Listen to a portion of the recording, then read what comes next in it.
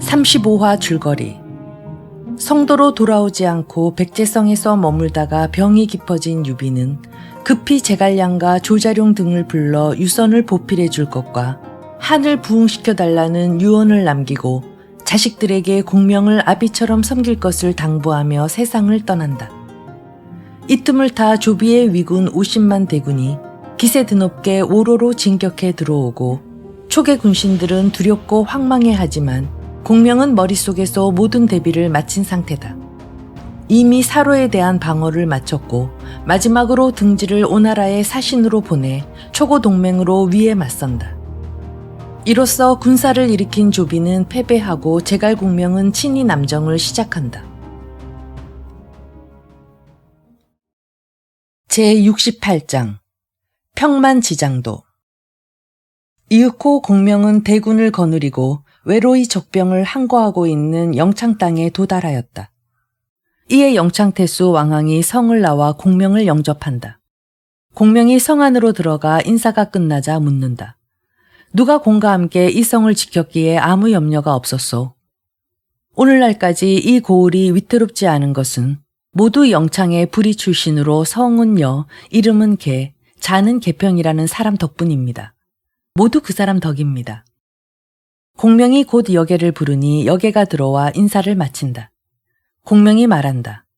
공께서 영창의 이름 높은 선비라고 들은 지 오래요. 다행히 공 덕분에 이 성을 지켰소. 이제 오랑캐 땅을 평정하려는데 공에게 어떤 고견이 있소? 여계가 곧 지도 한 장을 가져와 공명에게 바치며 말한다. 제가 오랫동안 벼슬을 하며 남쪽 사람들의 반역하려는 속셈을 안 지 오래입니다.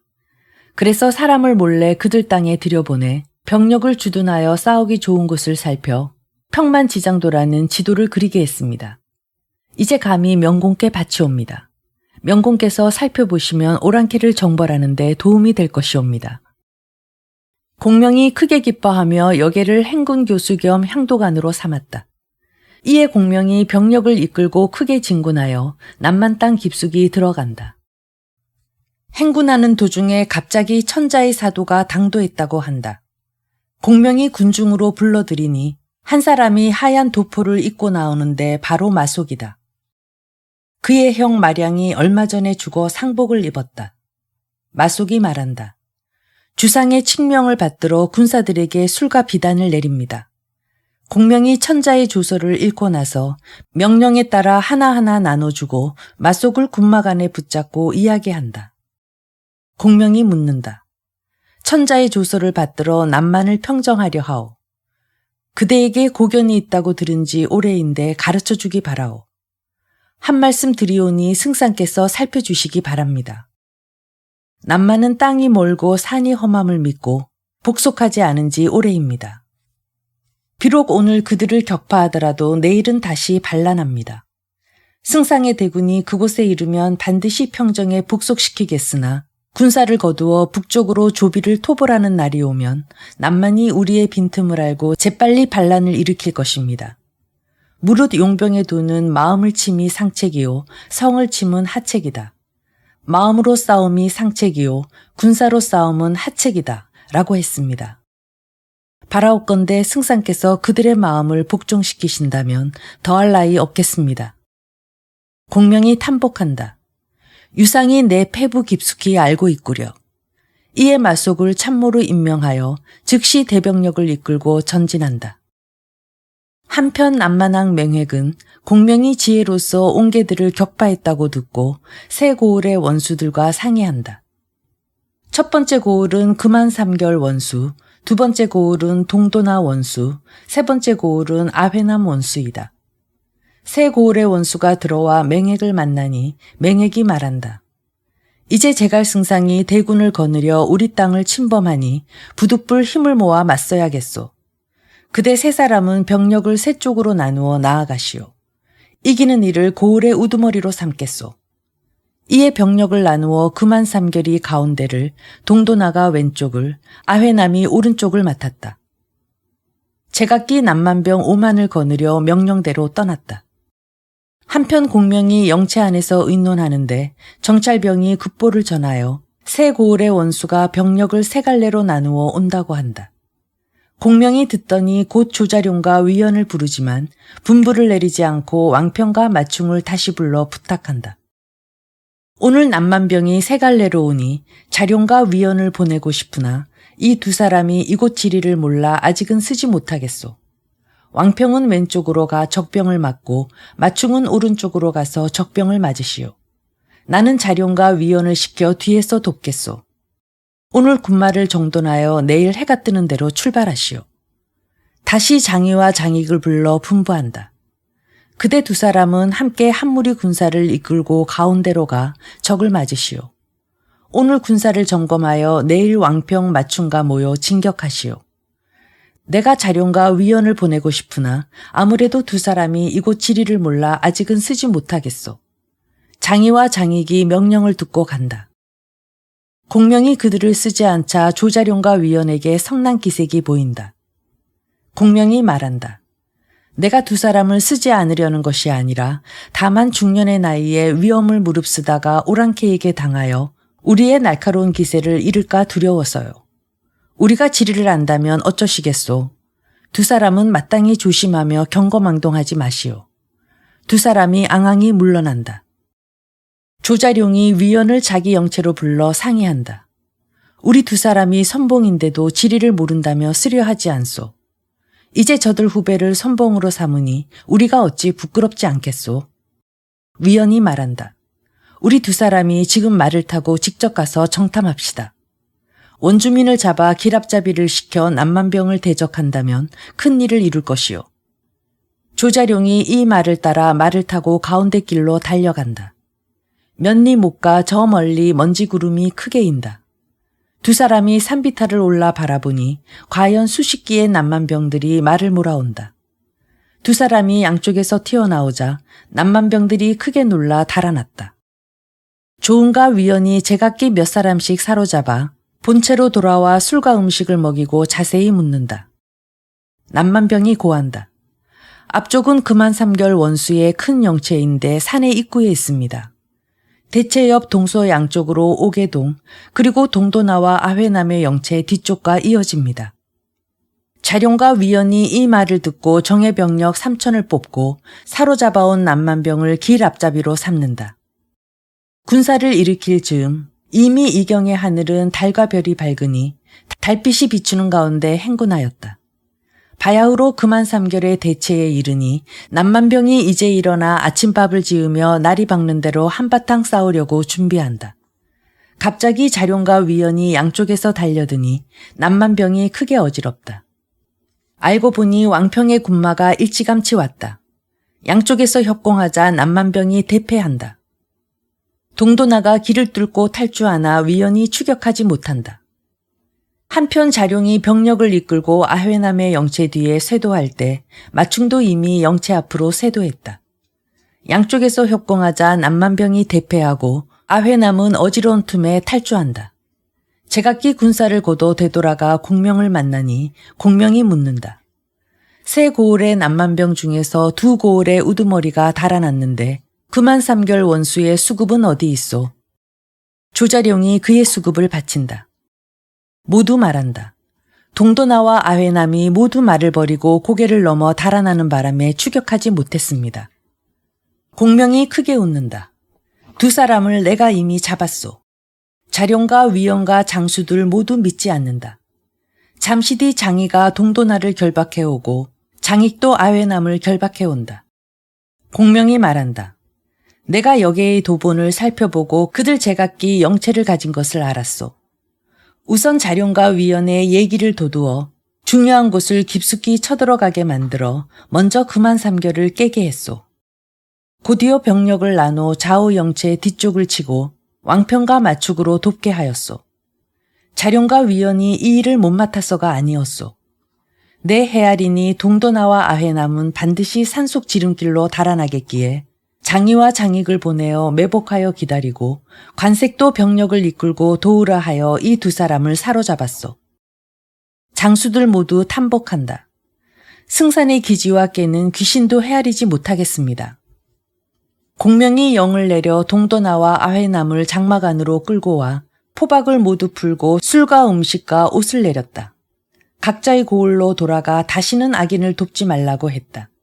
두 사람이 눈물 흘리며 절하고 제각기 샛길로 떠났다. 공명이 장수들에게 이른다. 내일 맹획이 반드시 스스로 병력을 이끌고 싸울 것이니 이 기회에 잡아야겠소. 자룡과 위원을 불러 계책을 주고 각자 5천 병력을 이끌고 가도록 했다. 다시 왕평과 관색을 불러 함께 한무리 군사를 이끌고 계책을 받아 떠나게 했다. 공명이 처리를 마치고 장상에 앉아 기다렸다. 한편 남만왕 맹획이 장막 안에서 정좌하고 있는데 갑자기 정찰병이 달려와 세 고을의 원수가 모두 공명에게 잡혀가고 부하 병사도 제각기 무너져 달아났다고 한다. 맹획이 크게 노하여 곧 남만병을 일으켜 줄줄이 출발시켜 왕평의 군마와 마주쳤다. 왕평이 말을 타고 나와 칼을 비껴들고 바라본다. 문기가 열리며 남만의 기병 수백이 양쪽으로 전개하고 가운데에서 맹획이 말을 타고 나온다. 머리는 보석을 받은 자금으로 만든 왕관을 쓰고 몸은 옥돌로 장식한 붉은 비단옷을 걸치고 허리는 옥돌을 갈아 사자를 아로새긴 띠를 두르고 발은 메부리처럼 뾰족한 푸른 신발을 신고 털이 곱슬곱슬한 적토마를 타고 소나무 무늬를 새긴 보검 두 자루를 메고 당당히 관망하더니 좌우의 남만 장수를 돌아보며 말한다. 사람들이 늘 제갈량이 용병을 잘한다고 말하던데 이제 포진한 것을 보니 깃발들이 잡다하게 어지럽고 대오도 뒤죽박죽 엉망이오. 창칼과 기계도 우리를 이길 만한 것이 하나도 없소. 이제야 지난날 들은 것이 틀렸음을 알겠소. 진작에 이것을 알았다면 나는 오래전에 반란했을 것이오. 누가 용감히 총나라 장수를 잡아 우리 군대의 위험을 떨치겠소. 말이 미쳐 끝나기에 앞서 한 장수가 대답하며 나서니 그 이름 환망아장이다. 한자루 절두대도를 휘두르며 황표말을 타고 왕평에게 달려든다. 두 장수가 창칼을 부딪혀 몇 합 싸우지 않고 왕평이 달아난다. 맹획이 병력을 내몰아 크게 진군하니 줄지어 끊임없이 추격한다. 관색이 조금 싸우다 달아나 20리 남짓 후퇴한다. 맹획이 쫓는데 갑자기 함성이 크게 일며 왼쪽은 장이, 오른쪽은 장익이 양쪽에서 병력을 이끌고 튀어나와 돌아갈 길을 끊는다. 왕평과 관색도 병력을 재빨리 되돌려온다. 앞뒤에서 협공하자 남만병이 크게 졌다. 맹획이 부장들을 이끌고 죽기 살기로 싸워 탈출에 성공하여 금대산 쪽으로 달아났다. 등 뒤에서 세 갈래 병력이 추격해와서 맹획이 한창 달아나는데 앞쪽에서 함성이 크게 일며 한무리 군사가 가로막는다. 선두의 대장은 바로 상산 조자룡이다. 맹획이 그를 보고 크게 놀라 황망히 금대산의 샛길로 달아났다. 자룡이 한바탕 돌격하자 남만 병력이 크게 져 사로잡힌 이가 무수하였다. 맹획이 겨우 수십 기와 더불어 산골짜기로 들어가는데 등 뒤에서 추격병이 바짝 따라붙는다. 앞쪽은 길이 좁아 말이 갈 수 없어 말을 버리고 산을 기어올라 고개를 넘어 달아났다. 갑자기 산골짜기에서 한바탕 북소리 울리니 바로 위원이 공명의 계책을 받아 보병 500을 거느려 이곳에 매복한 것이다. 맹획이 맞서지 못하여 위원에게 사로잡혔다. 따르던 기병들도 모두 항복했다. 위원이 맹획을 대체까지 압송하여 공명을 만난다. 공명이 벌써 소와 양을 도살하여 영체의 술자리를 차렸다. 장막 안에 7겹으로 병사들을 배치하여 각각 창칼을 들게 하니 눈과 서리처럼 하얗게 빛난다. 또한 천자가 내린 지휘권을 상징하는 도끼 황금 올부와 햇빛 가리개 곡병상계를 들었다. 앞뒤에 우보를 세우고 북을 치고 피리를 불며 좌우에 어린 군을 느려 세우니 더할 수 없이 엄정하게 포진했다. 공명은 장상에 단좌했는데 남만병들이 소란스럽게 무수하게 압송되어 오는 것이 보인다. 공명이 군막 안으로 불러들여 모조리 포박을 풀어주고 타이른다. 그대들은 모두 좋은 백성인데 불행히 맹획에게 붙잡혀 이제 두려움에 떨고 있어. 내 생각에 그대들 부모, 형제, 처자가 문에 기대어 기다릴 것인데 이렇게 패전한 것을 들으면 틀림없이 배가 찢어지고 창자가 꼬이는 듯하며 피눈물을 흘릴 것이요. 내 이제 모두를 풀어주고 돌려보내어 각자의 부모, 형제, 처자를 안심시키겠소. 말을 마치고 각자에게 술과 식량을 주며 풀어준다. 남만병들이 은혜에 깊이 감격하여 눈물을 흘리며 절을 올리고 떠났다. 공명이 무사들에게 맹액을 끌고 오라고 시켰다. 오래지 않아 그를 앞뒤로 에워싸고 군막 앞으로 묶고 온다. 맹액이 군막 아래 무릎 꿇는다. 공명이 말한다. 선제께서 너를 박대하지 않았거늘 어째서 감히 배반했느냐. 서천 동촌의 땅은 모두 타인이 점유하던 토지인데 내 주인이 힘으로 빼앗아 자칭 황제가 되었다. 나는 대대로 이곳에 살았는데 너희가 무례하게 내 토지를 침범한 것이다. 이것이 어째서 배반이냐. 내가 이제 너를 잡았으니 마음속으로 순종하지 않겠느냐. 산이 외지고 길이 좁은 곳에서 내 계략에 빠진 것인데 어찌 기꺼이 복종하겠느냐. 내가 복종하지 못하겠다니 내 너를 풀어준다면 어떻겠느냐. 나를 돌려보내면 군마를 다시 정돈해 함께 자웅을 겨루겠다.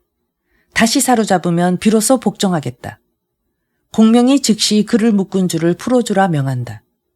의복을 줘서 입히고 술과 밥을 내리고 안장을 얹은 말을 주었다. 사람을 시켜 길까지 배웅하니 맹액이 곧바로 자신의 영체로 떠났다.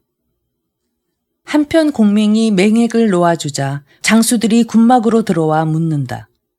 맹액은 바로 남만의 수계입니다. 이제 다행히 잡아 남방을 곧 평정할 것인데 승상께서 무슨 까닭으로 풀어주십니까? 공명이 웃으며 말한다. 내가 그를 잡는 것은 마치 주머니 속 물건을 꺼내는 것과 같을 뿐이요. 반드시 그 마음을 항복시켜야 자연스럽게 평정될 것이요. 장수들 모두 그 말을 듣고도 아직은 기꺼이 믿지 못했다. 그날 맹액이 노수에 이르러 수하의 남만 패잔병들을 마주치니 모두 그를 찾아온다. 병사들이 맹액을 보더니 놀라기도 하고 기쁘기도 하여 절을 올리며 묻는다. 대왕께서 어떻게 쉽게 돌아오셨습니까? 촉인들이 나를 가두었으나 내가 10사람 남짓 죽이고 야음을 틈타 빠져나왔다. 도중에 보초를 서는 기병을 만나 역시 죽이고 말을 빼앗았다. 그리하여 이렇게 빠져나온 것이다. 모두 크게 기뻐하며 맹액을 호위해 노수를 건너 진지를 세우고 각 고을에서 추장을 소집했다. 원래 풀려난 남만병들을 줄줄이 불러 모으니 10만기 남짓이다. 이때 동도나와 아회남이 고을에 있었다. 맹액이 사람을 시켜 부르자 2사람이 두려워하며 그제서야 고을의 병력을 이끌고 왔다. 맹액이 전령한다. 내 이미 제갈량의 계책을 알았소. 더불어 싸우지 말아야 하니 싸우면 속임수에 빠지오. 서천과 양천의 병력이 멀리 오느라 피로한 데다 이제 날씨까지 불볕더이니 어찌 오래 주둔하겠소. 이렇게 노수가 험준하니 배와 뗏목으로 모조리 남쪽 물가로 옮겨 그곳 일대에 토성을 쌓고 해자를 깊이 파고 보루를 높이 쌓은 채 제갈량이 어떤 꾀를 부리는가 보겠소. 추장들이 그 계책을 따랐다. 배와 뗏목으로 모조리 남쪽 물가로 넘어가 일대에 토성을 쌓아 올렸다. 산기슭과 절벽에 높이 망루를 쌓고 그 위에 활과 쇠뇌, 포석을 잔뜩 올려 오래 몸을 셈이었다. 군량과 말먹이 풀은 각 고을에서 함께 운반하였다. 맹액이 만전의 계책으로 여겨 마음 놓고 아무 걱정이 없었다. 한편 공명이 병력을 거느리고 크게 나아가 선두 군사는 이미 노수에 이르렀는데 정찰병이 급보를 올린다. 노수 물 위에 아무런 배나 뗏목이 없고 게다가 물살이 몹시 빠른데 강 건너 일대에 토성을 쌓아 올리고 모두 남만병들이 지키고 있습니다. 때는 5월이라 날씨가 불볕인데 남쪽의 땅은 유달리 불같이 더워 군사들이 옷이며 갑옷을 모두 입지 못했다. 공명이 몸소 노수의 물가에 이르러 관찰하더니 본체로 되돌아와 장수들을 군막 안으로 불러 모아 전령한다. 이제 맹액이 노수 남쪽에 주둔해 해자를 깊이 파고 보루를 높여 아군을 막으려 하오. 내 이미 병력을 이끌고 여기까지 왔거늘 어찌 빈손으로 돌아가겠소. 그대들은 각각 병력을 이끌고 산과 숲 가까이 나무가 우거진 곳을 골라 인마들을 쉬게 하시오. 이에 여계를 노수에서 100리 떨어진 곳으로 보내어 그늘지고 서늘한 곳을 골라 영체 4곳을 따로 세웠다. 왕평, 장의, 장이 관색을 시켜 한 곳씩 지키고 안팎으로 모두 풀로 지붕을 이어 말들을 덮어주고 장수와 병사들도 서늘한 곳에서 더위를 피하였다. 참군 장관이 이런 모습을 보더니 들어와 공명에게 묻는다. 제가 보기에 여계가 만든 영체가 몹시 좋지 않습니다. 바로 지난날 선제폐하를 동호에게 패전하게 만든 지세와 같습니다. 남만병들이 몰래 노수를 넘어 영체를 쳐들어와 화공을 쓴다면 어떻게 구원하겠습니까? 공명이 웃으며 말한다. 공은 더 의심하지 마시오. 내게 묘책이 있어. 장안을 비롯해 모두 그 뜻을 깨닫지 못했다.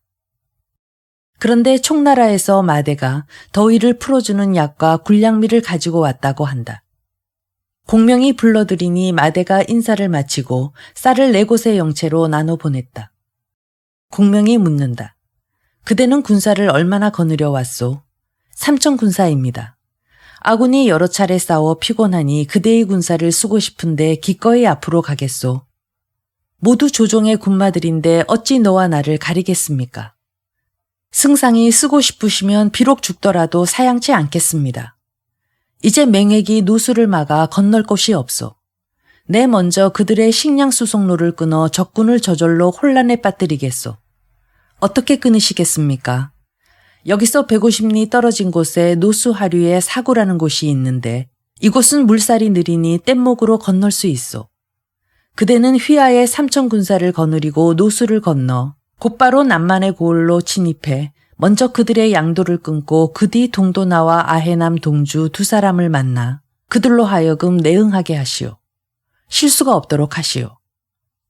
마대가 흔쾌히 떠나 병력을 이끌고 사구에 이르러 병력을 내몰아 물을 건너게 했다.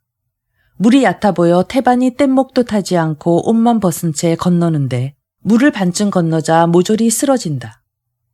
모조리 구에 물가로 데려오지만 입가코에서 피를 흘리며 죽는다. 마대가 크게 놀라 밤새 공명에게 돌아가 알렸다. 공명이 기랍잡이 원주민을 불러 물으니 토인이 말한다. 지금 불볕더위라 독소가 노수에 쌓이는데 며칠 새 몹시 뜨거워 도끼가 한창 피어오르니 누구라도 물을 건너면 중독되고 맙니다. 누구라도 물을 마시면 반드시 죽습니다. 꼭 건너야 한다면 반드시 고요한 밤에 물이 차가워져 도끼가 오르지 않기를 기다려 배불리 먹고 건너야 비로소 무사합니다. 공명이 토인에게 길을 안내하게 명하고 튼튼한 군사 5,600을 뽑아 마대를 딸려 보냈다. 노수의 사구로 가서 나무를 묶어 뗏목을 만들어 한밤에 건너니 과연 무사하였다. 마대가 튼튼한 군사 2,000을 이끌고 토인을 기랍잡이 삼아 남만 고을에 굴량을 나르는 길이 있는 좁은 골짜기를 쳐들어갔다. 이곳 협산 골짜기는 양쪽이 산이고 중간에 외길이 있는데 폭이 좁아 겨우 사람 하나와 말 하나만 동시에 지날 수 있다.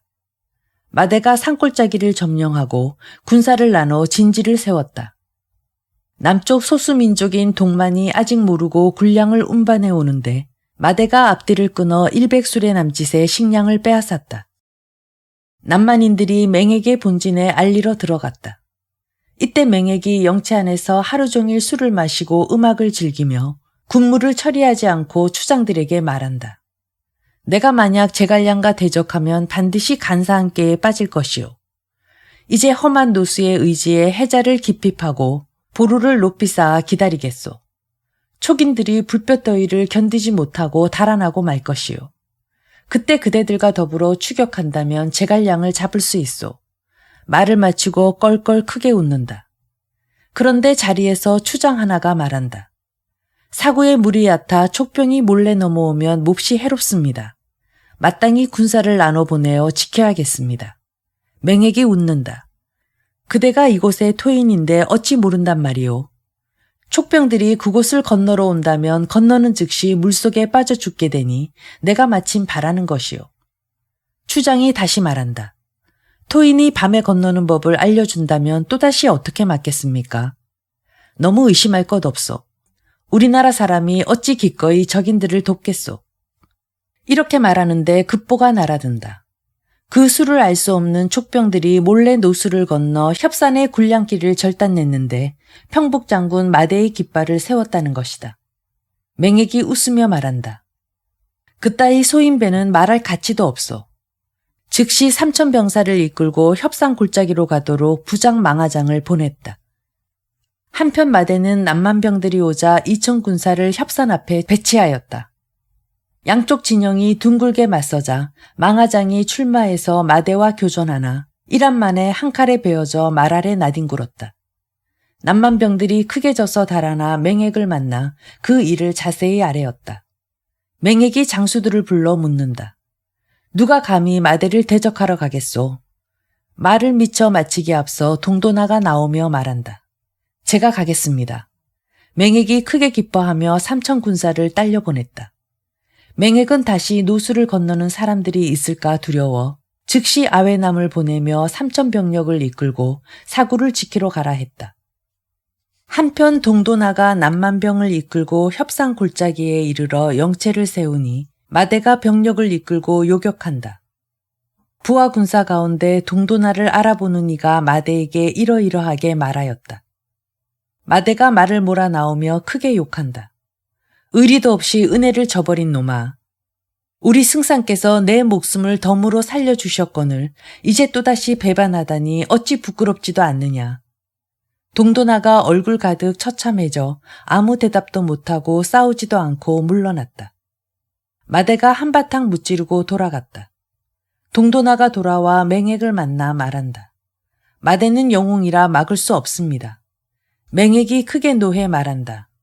내 놈이 원래 제갈량의 은혜를 입더니 이제 싸우지도 않고 물러난 것을 내가 모를 줄 아느냐. 이것이 바로 적군에게 매수돼 일부러 패전하는 것이구나. 하고 그를 끌고 나가 베어버리라고 소리쳤다. 추장들이 거듭 탄원하니 그제서야 죽음을 면해주었다.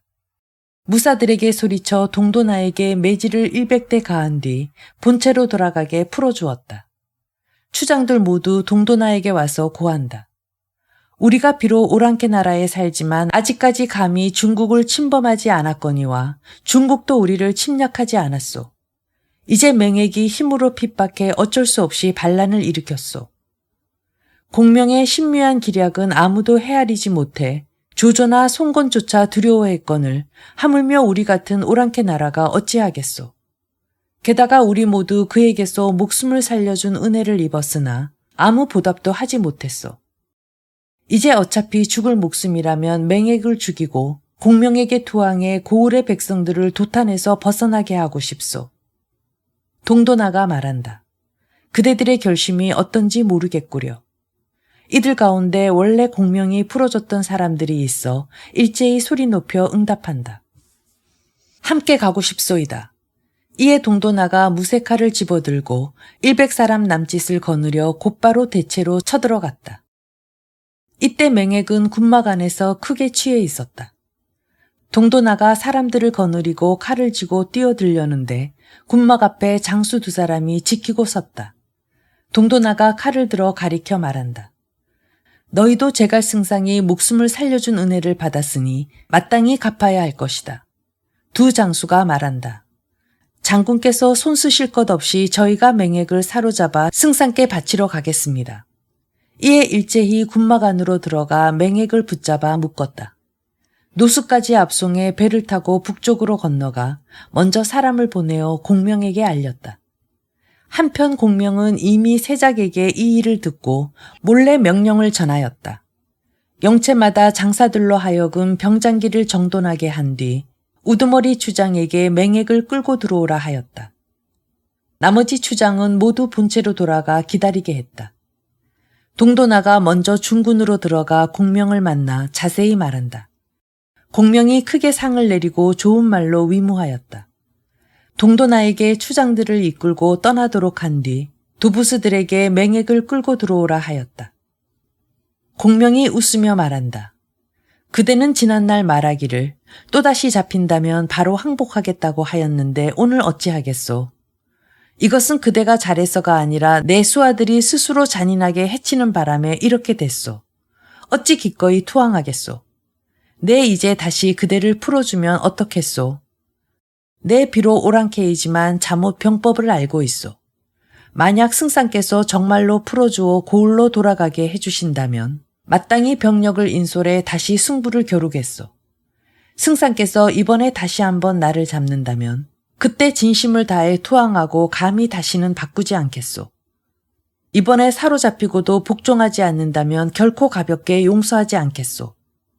공명이 좌우의 사람에게 명해 포박을 풀어주고 예전처럼 술과 음식을 내리고 윗자리에 나란히 앉게 하였다. 공명이 말한다. 내가 오두막집을 나온 이래 싸워서 이기지 못한 적이 없고 쳐서 빼앗지 못한 적이 없었소. 그대 오랑캐 나라 사람들이 어째서 복종하지 않소? 맹액이 묵묵히 대답하지 않는다. 공명이 술을 마친 뒤 맹액을 불러 함께 말을 타고 영체를 나가 여러 영체에 쌓아둔 군량과 군 장비를 돌아보게 하였다. 공명이 가리키며 맹액에게 말한다. 그대가 항복하지 않으면 참으로 어리석은 사람이오. 내가 이토록 정예한 병력과 용맹한 장수들과 군량과 병장기가 있는데 어찌 나를 이기겠소. 어서 항복하지 않으면 내가 천자께 상주해 그대 왕위를 빼앗고 자자손손 영원히 오랑캐 나라를 복종시키겠소. 그대 의견은 어떻소? 제가 비록 항복하더라도 고을 사람들이 아직은 진심으로 복종하지 않을 것입니다. 승상께서 풀어줘 돌아가게 해주신다면 바로 본부 인마들을 달래어 마음과 뜻을 모아 귀순하겠습니다.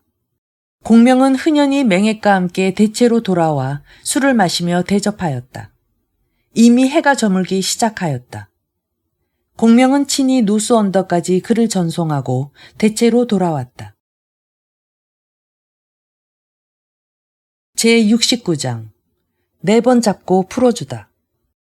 맹액이 본체로 돌아오더니 먼저 도부스들을 군막 안에 숨기고 신복을 동도나와 아회남 영체로 보냈다. 공명에게서 사자가 왔다는 핑계로 2사람을 속여 군막 안으로 오게 하더니 모조리 죽이고 시체를 골짜기에 버렸다. 맹액이 미더운 측근을 보내어 요충지를 지키고 스스로 군사를 이끌고 협상 골짜기를 나와 마대와 싸우려 한다. 그런데 촉병이 한 사람도 보이지 않아 토인들에게 물으니 모두 말하기를 어젯밤 군량과 마초를 모조리 싣고 다시 노수를 건너 대체로 돌아갔다고 한다. 맹액이 다시 고을로 돌아와 친동생 맹우와 상의한다. 이제 제갈량의 허실을 우리가 이미 모조리 알았으니 너는 가서 이렇게 저렇게 하여라. 맹우가 형의 계책을 따라 남만병 100남짓을 거느려 황금, 진주, 보물, 상아, 콧불소뿔 따위를 싣고 노수를 건너 곧바로 공명의 대체로 향한다. 강을 건너자 앞쪽에서 북소리, 피리소리 일제히 울리며 한 무리 군사가 가로막는다. 앞장선 대장은 마대다. 맹우가 크게 놀라는데 마대가 그들에게 오는 까닭을 묻더니 바깥에 머물라고 명하고 사람을 보내 공명에게 알렸다. 공명이 군막 안에서 마송, 역의 장환, 비위 등과 더불어 남만평정을 함께 의논하고 있는데 누군가 맹에게 아오 맹우가 보물을 진상하러 왔다고 알린다. 공명이 마속을 돌아보며 말한다. 저들이 온 뜻이 무엇이라고 보오? 감히 말씀을 드리지 못하겠고 제가 종이 위에 몰래 써서 승상께 바칠 터이니 승상의 의견과 들어맞는지 보시지 않겠습니까? 공명이 이를 따르니 마속이 써서 공명에게 바친다. 공명이 보고 나서 손뼉을 치며 크게 웃으며 말한다. 맹액을 잡을 계책을 줘서 보내려던 참이요. 그대 생각이 나와 똑같소. 공명은 조자룡을 불러 귓가에 대고 이렇게 저렇게 분부한다. 위원도 불러 역시 목소리를 낮춰 분부한다. 다시 왕평, 마축, 관색을 불러 빠짐없이 분부한다. 제각각 계책을 받고 모두 명령대로 떠난 뒤 맹우를 불러들였다. 맹우가 거듭 절을 올리며 말한다. 가형 맹액이 승상에 살려주신 은혜에 감격하고도 아무 봉헌할 것이 없어 황금, 진주 등 약간의 보물을 가지고 잠시 군사들을 포상하는 데 쓰라 했습니다. 뒤따라 따로 천자께 바칠 예물이 올 것입니다. 공명이 말한다. 그대 형은 지금 어디 있소? 승상의 하늘 같은 은혜에 감격해 은광산이 있는 산속으로 보물을 수습하러 갔으니 곧 돌아올 것입니다. 그대는 사람을 얼마나 데려왔소? 감히 많이 데려올 수 없었습니다. 겨우 100여 명이 수행하는데 모두 화물을 운반하는 이들입니다. 공명이 모조리 불러들여 보니 모두가 파란 눈에 검은 얼굴, 누런 머리칼에 자줏빛 수염, 귀에 금기고리, 머리털은 헝클어지고 맨발인데 키 크고 힘센 사람들이다. 공명이 자리에 앉도록 명하고 장수들에게 술을 권하며 부지런히 대접한다. 한편 맹액이 군막에서 회신을 기다리는데 누군가 2사람이 돌아온다고 알린다. 불러들여 물으니 자세히 말한다. 공명이 예물을 받고 크게 기뻐하며 수행하는 사람들을 모두 안으로 불러들여 소와 양을 잡아 잔치를 베풀어 대접했습니다. 대왕의 동생께서 저를 시켜 몰래 대왕께 아뢰라 했는데 오늘 밤 이경 안팎으로 호응하면 대사를 이룰 것이라 했사옵니다. 맹액이 듣더니 몹시 기뻐하며 즉시 남만병 3만을 뽑아 3대로 나눈다. 맹액이 갖고 올 추장을 불러 분부했다. 각군은 모두 화구를 휴대하게 하시오.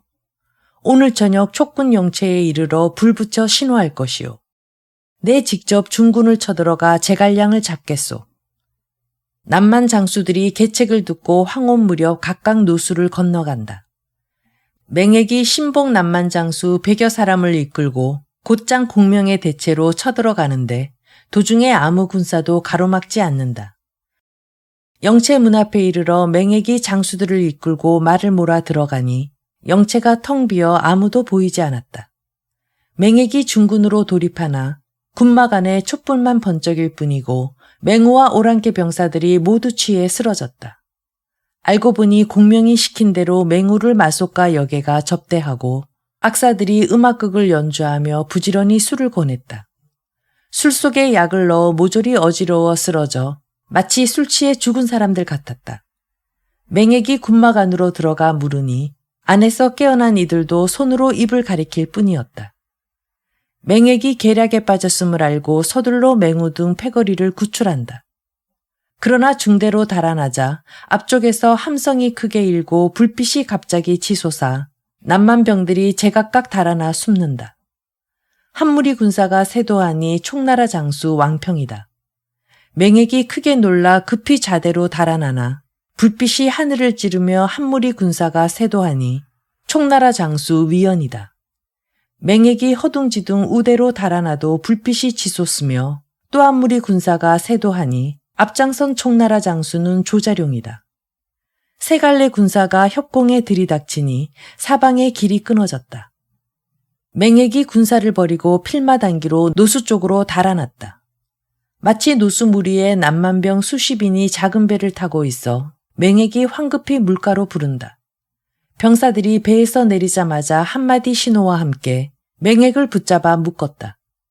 알고 보니 마대가 계책을 받고 본부 병력을 이끌고 남만병으로 꾸며 이곳까지 배를 저어 맹액을 깨어 잡은 것이다.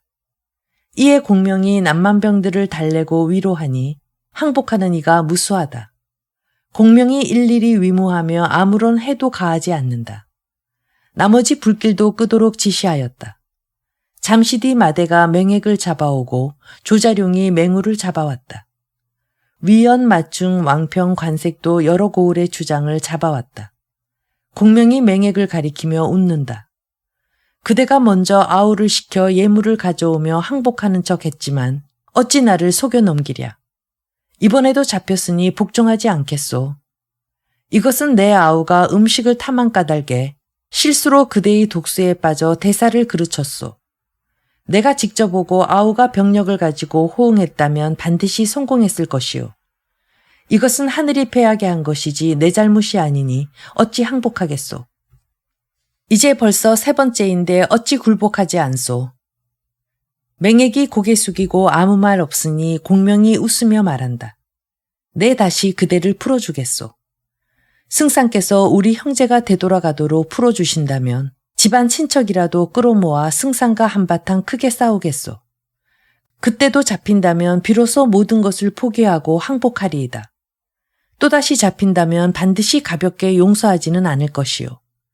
그대는 생각을 조심하고 육도삼력의 병법을 갈고 닦으며 믿어온 사람들로 재정비하고 좋은 계책을 어서 내어서 후회 없도록 하시오.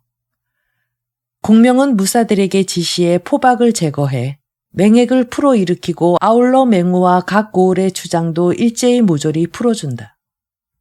맹액 등이 작별 인사를 올리고 떠나갔다. 이때 촉병들이 이미 노수를 건넜다. 맹액 등이 노수를 건너보니 길 어귀에 병사와 장수들이 늘어섰고 깃발들이 분분하다. 맹액이 영체 앞에 이르자 마대가 높은 곳에 앉아 검으로 가리키며 말한다. 이번에 사로잡으면 절대 가볍게 풀어주지 않겠다. 맹액이 자기 영체에 이르자 조자룡이 벌써 이곳 영체를 습격해 병마들이 포진했다. 자룡이 큰 깃발 아래 앉아 검을 매만지며 말한다. 승상께서 이토록 대우하시는데 큰 은혜를 절대 잊지 말라. 맹액은 연신 머리를 굽신거리며 지나가는 수밖에 없었다. 맹액이 길 어귀에 산비탈을 나가려는데 위원이 정병 1천을 거느리고 산비탈 위에 포진해 말을 세워놓고 소리 높여 말한다.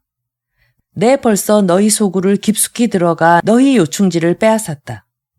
내가 일찍이 미련하게 대군에 항거했다만 이번에도 사로잡힌다면 내 시체를 만조각으로 찢어버릴 것이니 결단코 가볍게 용서하지 않겠다. 맹액 무리가 머리를 감싸지고 쥐새끼처럼 달아나 본거지로 떠났다. 훗날 누군가 시를 지었다. 5월 달에 군사를 몰아 남방으로 들어가니 달빛 밝은 노수에는 독한 기운만 오르도다. 선제의 삼고 은에 갚고자 큰 계략으로 맹세했거늘 어찌 남만을 정벌하는 칠종칠금의 수고를 꺼리리요. 한편 공명이 노수를 건너 영체를 세운 뒤 삼군을 크게 위로하고 여러 장수를 군막 안으로 불러 모아 말한다. 맹액이 두 번째로 잡혀오자 나는 그로 하여금 각 영체의 허실을 두루 살펴보게 하였으니 영체를 습격하러 오게 만들 셈이었소. 나는 맹액이 병법을 제법 깨우친 것을 알고 일부러 병마와 군량을 자랑했소. 진짜 속셈은 맹액으로 하여금 우리의 결점을 보고 반드시 화공을 쓰도록 만드는 것이었소. 그가 아우를 거짓으로 항복시켜 안에서 응하게 한 것이요. 내가 세 번째로 그를 잡고도 죽이지 않은 것은 참으로 그 마음을 복종시키려 함이니 그 무리를 멸망시키고 싶지 않소. 이제 그대들에게 똑똑히 말하니 노고를 마다하지 말고 마음을 바쳐 나라에 보답하시오. 여러 장수가 엎드려 절하며 말한다. 승상께서 지, 인, 용, 삼자를 좋게 가지셨으니 주나라 강태공이나 장량도 따르지 못할 것이옵니다. 내 이제 어찌 감히 고인들을 넘보겠소. 모두 그대들 덕분이니 함께 공업을 이루기를 바랄 따름이오. 부하 장수들이 그 말을 듣고 모두 즐거워하고 기뻐한다. 한편 맹액은 3번 사로잡힌 수모를 당하고 속으로 부글부글 끓으며 은갱이 있는 고을로 돌아왔다. 즉시 신복을 시켜 금은보화를 가지고 8곳의 오랑캐 나라와 93곳의 지역과 남만의 각 부락을 돌아다니며 방패와 칼, 오랑캐 장정, 병졸 수십만을 청하여 오도록 하였다. 이리하여 나날이 모든 준비를 갖추었으니 각대 인마가 구름일 듯 일어나고 안개처럼 모여들어 오직 맹액의 명령만 기다렸다.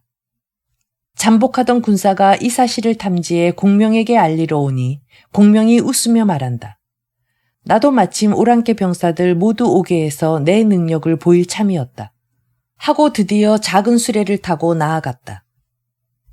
한편 공명이 스스로 작은 수레를 타고 수백 길을 이끌고 길을 정탐하러 왔다. 앞에 강이 하나 흐르니 이름하여 서이하인데 물살이 느리지만 배나 뗏목이 전혀 없다. 공명이 나무를 베어 뗏목을 만들어 건너라 명하지만 나무가 물에 닿자마자 죄다 가라앉는다. 공명이 여계에게 물으니 그가 말한다. 듣기에 서이야 상류에 산이 하나 솟아 있는데 그곳에 대나무가 많아 큰 것은 몇 아람입니다. 그것을 베어와서 물 위에 대나무 다리를 놓으면 군마들을 건넬 수 있습니다. 공명이 즉시 3만 명을 산으로 들여보내 대나무 수십만 그루를 베어 물을 따라 흘러보내 물길이 좁아지는 곳에 대나무 다리를 놓으니 너비가 10길이 넘었다. 이에 대군을 서이야 북쪽 물가에 보내어 일자 모양으로 영체를 세우니 강물을 참으로 삼고 부교를 문으로 삼으며 흙을 쌓아 성을 만들었다. 남쪽 물가로 다리가 넘어가 일자로 큰 영체를 세 곳 세워 다리 건너 남쪽 언덕에도 다시 일자로 새 대용을 마련했다. 그리고서 남만병들을 기다렸다. 이때 이미 맹액이 수십만 만병을 거느리고 원한과 분노로서 쳐들어오던 참이었다. 서이하에 가까워지자 맹액이 선두에 오랑캐 수만을 이끌고 곧바로 앞쪽 영체를 두드리며 싸움을 건다. 공명이 머리에 윤건을 쓰고 몸에 하얀 베옷을 입고 선에 깃털 부채를 들고 네 필의 말이 끄는 수레를 타고 좌우 여러 장수 호의를 받아 나온다. 공명이 보자니 맹액은 몸에 무소가죽 갑옷을 입고 머리에 주홍색 투구를 쓰고 왼손에 방패를 들고 오른손에 칼을 잡고 털이 붉은 말을 타고 입으로 욕을 퍼붓는다. 그 밑에 1만 남짓한 오랑캐 장정들이 각자 칼과 방패를 들고 돌격한다. 공명이 급히 영을 내려 본체로 되돌아가 사방을 굳게 잠그고 출전을 불허한다. 남만병 모두 옷을 벗고 벌거숭이로 영체 앞까지 와서 욕을 퍼붓는다. 장수들이 크게 노해 모두 몰려와 공명에게 여쭌다. 저희가 참으로 원하건대 영체를 나가서 죽기로 한바탕 싸우겠습니다. 공명이 허락하지 않는다. 장수들이 거듭 싸우려 하자 공명이 제지하며 말한다. 오랑캐 나라 사람들이 천자의 교화를 받지 못해 이제 이렇게 몰려와 미쳐 날뛰고 있으니 맞아 싸울 수 없소. 일단 며칠 굳게 지키며 저들의 창궐이 조금 느슨해지기를 기다려 내가 묘책을 내서 격파하겠소. 이에 족병들이 며칠을 굳게 지켰다. 공명이 높은 언덕 위에서 엿보니 남만병들이 벌써 많이 해이해졌다. 이에 장수들을 불러 모아 말한다. 그대들이 감히 출전하지 않겠소. 여러 장수들이 흔연히 출전하려 한다. 공명이 먼저 조자령과 위원을 안으로 불러들여 귀에 대고 낮은 소리로 이렇게 하라고 분부했다. 두 사람이 계책을 받고 먼저 갔다. 다시 왕편과 마충을 안으로 불러들이니 계책을 받아 떠났다. 다시 마대를 불러 분부한다. 내 이제 여기 세 곳의 영체를 버리고 북쪽 물가로 물러나겠소. 아군이 일단 물러나면 그대는 곧 부교를 끊어 하류로 옮겨 거기서 조자룡과 위원의 군마를 건네게 하여 그들이 도우러 오게 하시오. 마대가 계책을 받고 떠났다. 다시 장익을 불러 말한다. 아군이 물러나거든 영체 안에 등불을 많이 피우시오. 맹액이 알아차리고 틀림없이 추격할 테니 그대는 그 뒤를 끊으시오. 장익이 계책을 받고 물러갔다. 공명이 관색에게 수레를 호위하라 지시했다. 여러 군사가 물러나며 영체 안에 등불을 많이 피웠다. 남만병들이 멀리서 바라보고도 감히 쳐들어오지 못했다. 다음날 해 뜰 무렵 맹액이 대규모 남만병을 이끌고 총나라 영체에 이르니 세 곳의 커다란 영체에 아무 인마가 없고 그 안에 군량술에 수백 량을 버려두고 갔다. 맹우가 말한다. 제갈량이 영체를 버리고 가다니 아무래도 무슨 계략이 있지 않겠습니까? 맹액이 말한다. 내가 보기에 제갈량이 군수물자를 버리고 간 것은 틀림없이 나라에 긴급한 일이 있어서다. 오나라가 침범했거나 아니면 위나라가 쳐들어왔겠지. 그러므로 허장성세로 등불을 피워 가짜 군사로 삼고 수레를 버리고 달아난 것이다. 어서 빨리 추격해야지 이 기회를 놓쳐서는 안 된다. 이에 맹액이 스스로 선두부대를 이끌고 곧바로 서이야 물가에 이르렀다. 그러나 강가에서 부간을 바라보니 강 건너 언덕 체중에는 기치가 이전과 다름없이 정연하며 찬란하기 웅금 같고 강물 따라 그 일대에는 또한 비단성이 이룩되어 있지 아니한가.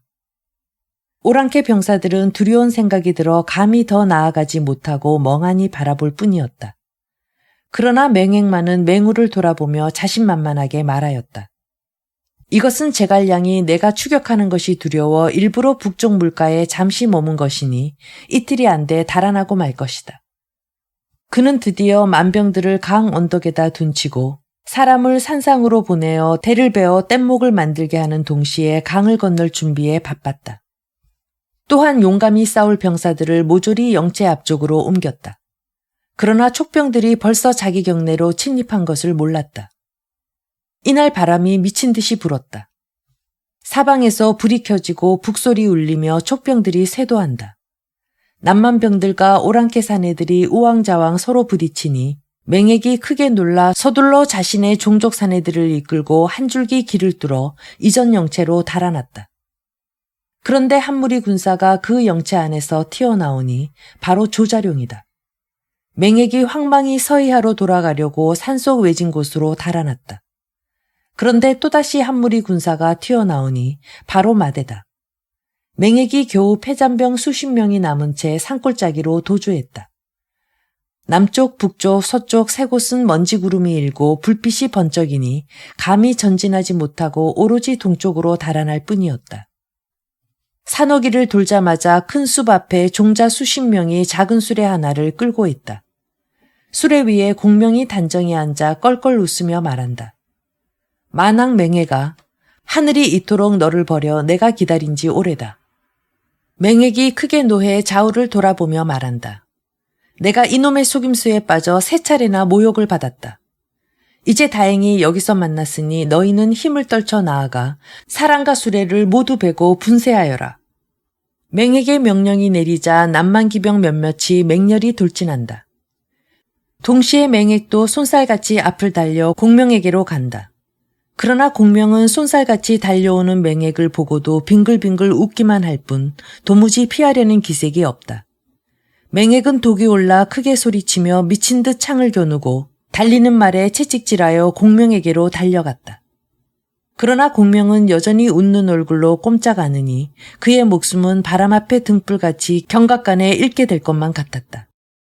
그러나 틀림없는 공명이며 변함없이 웃고 있지 않은가. 맹액은 더욱 녹이 충천하여 공명의 바로 앞까지 이르렀을 때다. 땀을 뻘뻘 흘리며 무서운 속력으로 달려가던 말의 앞다리가 땅속으로 푹 빠져들며 순식간에 말 뒷발이 거꾸로 번뜩이더니 사람과 말을 삼켜버린 듯 한꺼번에 없어져 버렸다. 맹액은 외마디 소리를 지를 여가도 없이 눈앞이 캄캄해지며 정신이 아찔하도록 허공으로 떨어짐을 분명히 느끼자 큰 소리와 함께 자기 몸이 가루가 되는 듯한 아픔을 느꼈다.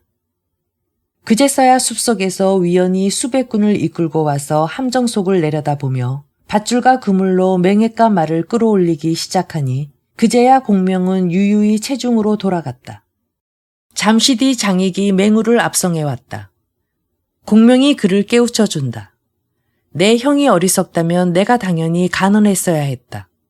나에게 4번이나 잡히고도 무슨 면목으로 또 보러 왔느냐. 맹우가 얼굴 가득 부끄러운 모습이다. 땅에 엎드려 목숨을 살려달라고 하니 공명이 말한다. 오늘 너를 죽이지는 않겠다. 우선 내 목숨을 살려줄 테니 내 형을 깨우치거라. 무사들에게 명하여 포박을 풀어 맹우를 놓아주었다. 맹우가 눈물을 흘리며 절을 올리고 떠났다. 얼마 안 돼 위연이 맹액을 압송해왔다. 공명이 크게 노해 말한다. 너는 이번에도 내게 잡혔으니 무슨 변명을 하겠느냐. 내가 이번에도 속임수에 빠졌으니 죽더라도 눈을 감지 못하겠소. 공명이 무사들에게 소리쳐 그를 끌어내어 베어버리라고 했다. 맹액이 두려운 기색 전혀 없이 공명을 돌아보며 말한다. 나를 다시 풀어줘 돌아가게 한다면 반드시 4번 잡힌 한을 풀겠소. 공명이 크게 웃으며 좌우 사람들에게 명하여 그 포박을 풀게 하고 술을 내려 진정시키고 군막 안에 같이 앉는다. 공명이 묻는다. 내가 4차례나 그대를 예우했거늘 아직도 승복하지 않는 것은 무슨 까닭이오? 내 비록 왕의 가마를 받지 못한 땅의 사람이지만 승상께서 속임수를 쓸 줄은 몰랐소. 어떻게 기꺼이 승복하겠소? 내 다시 그대를 풀어줘 돌아가게 한다면 다시 싸울 수 있겠소. 승상께서 다시 나를 붙잡는다면 그때 마음을 다해 항복하고 고을의 물자를 모조리 바쳐 군사들을 호개하고 맹세코 반란을 일으키지 않겠소. 공명이 즉시 웃으며 그를 보내주니 맹액이 기쁜 마음으로 절을 올려 살해하고 떠난다. 맹액은 여러 동구의 장정 수천 명을 모으고 그들을 거느리고 남쪽을 바라보고 가기 시작했다. 그들이 얼마 동안 갔을 때다. 어느새 먼지 구름이 일어나며 한 무리 병력이 이르니 동생 맹우가 패잔병을 재종돈해서 형과 함께 복수하러 온 것이다. 형제 2사람이 서로 껴안고 통곡하고 앞서 일어난 일들을 애달프게 이야기한다. 맹우가 말한다. 우리가 싸움마다 지고 촉병은 싸움마다 이기니 참으로 당적하기 어렵구려. 산소 으슥한 곳을 찾아가 숨어서 나오지 않는 수밖에 없습니다. 촉병이 더위를 이기지 못해 자연히 물러갈 것입니다. 맹액이 묻는다. 어디로 피해야겠느냐? 여기서 서남쪽으로 한 고을이 있으니 이름하여 동룡동입니다. 동주는 타사대왕인데 저와 몹시 교분이 두터우니 가볼만 합니다. 맹액은 여러 번 머리를 끄덕이더니 맹우에게 먼저 동룡동으로 가서 형세를 보고 오라 하였다. 맹우는 즉시 동룡동에 이르러 타사대왕을 만나고 딱한 형편을 하소연하였다.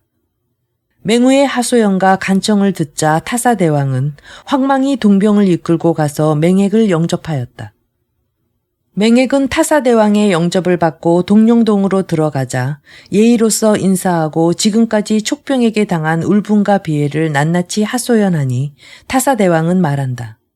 이 고을에 길이 두 갈래 있는데 동북쪽으로 난 길은 바로 대왕께서 오신 길이니 지세가 평탄하고 땅이 기름지고 물이 달고 좋아 사람과 말이 다닐 수 있어. 나무와 돌로서 보루를 쌓아 고을 어기를 가로막으면 비록 100만 대군이라도 나아가지 못하오. 서북쪽으로 난 길은 산과 고개가 험악한데 도로가 좁소. 그쪽에 좁은 길이 있기는 하지만 독사와 정갈들이 우글거리오. 황혼 무렵이면 도끼가 크게 피어올라 쭉 그렇다가 오시가 넘어서야 비로소 거두어지고 오로지 미시, 신시, 유시에만 왕래할 수 있어. 물도 마실 수 없으니 인마들이 행군하기 어렵소. 이곳에 4군데 독샘이 있어. 하나는 이름하여 아천이니 물맛이 달지만 마시면 말을 하지 못하고 열흘이 못돼 죽고 마오. 둘은 이름하여 멸천이니 이 물은 온천같지만 사람이 목욕하면 피부가 문드러지고 뼈가 드러나 죽고 마오. 셋은 이름하여 흑천이니 물이 맑지만 몸에 뿌리면 손발이 모두 검게 되면서 죽고 마오. 넷은 이름하여 유천이니 그 물이 얼음 같은데 사람이 마시면 따뜻한 것을 삼키지 못하고 몸뚱이가 솜처럼 연약해져 죽고 마오. 이들 셈에는 벌레나 새도 없고 오로지 한나라 북파 장군이 온 적이 있으나 그 후로 다시는 아무도 오지 못했소. 이제 동북쪽 큰 길에 보루를 쌓아 막고 대왕께서 이곳에 응거하시면 촉병들이 동쪽 길이 끊어진 것을 보고 틀림없이 서쪽 길로 들어올 것이요. 그 길에 물이 없어 이들 4군데 샘물을 발견하면 반드시 그 물을 마실 테니 비록 100만 대군이라도 아무도 살아 돌아가지 못할 것이요. 어찌 창칼을 쓸 필요가 있겠소. 맹액이 크게 기뻐하며 손을 이마에 얹고 말한다. 오늘에야 몸을 편안히 둘 땅을 찾았소이다. 그리고 북쪽을 가리키며 말한다. 제 아무리 제갈량이 신기묘산을 가졌어도 써먹기 어렵겠구나. 4군데 샘물이라면 패전의 원한을 갚을 수 있겠구나. 이에 맹액과 맹우는 타사대왕과 함께 매일 크게 잔치를 배설하고 세월을 보내었다.